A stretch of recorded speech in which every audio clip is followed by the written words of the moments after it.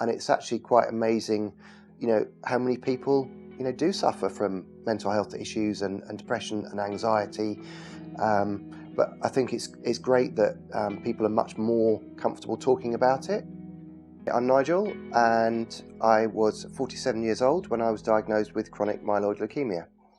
I think one of the hardest things I had to adjust to was the physical and emotional and the whole mental side of it, and beginning to come to terms with the diagnosis. I did become quite depressed, and yeah, that was one of the hardest things, is to stay positive when you're going through all of that.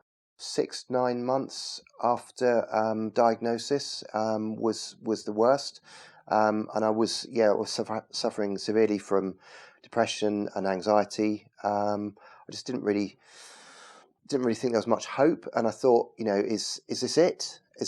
Am I just going to be like this forever, for the rest of my days? And that prospect was pretty depressing, and I was very, very stressed, which then contributes to the depression and anxiety. It's all a kind of vicious circle, which then makes you more tired, and if you're more tired, you get more down, and it's just this spiral. I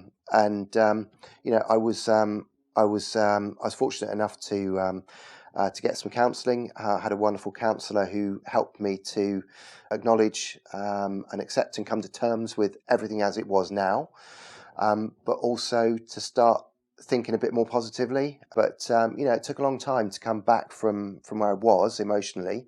I'd completely lost my confidence, lost my job. I was made redundant, and I had to deal with a lot.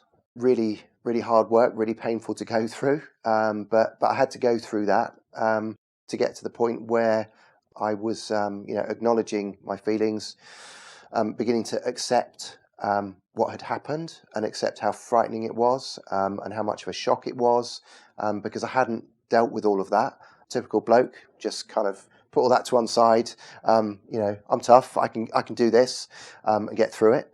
I think most men, and probably lots of women as well, are like that. You think you just battle on through, but actually there comes a point where you've got to face up to the fact that it's terrifying, and it's a shock, and it is a life change, and start facing up to it and dealing with it, and just started that kind of, it's really long, steady journey back to getting well again, mentally and physically.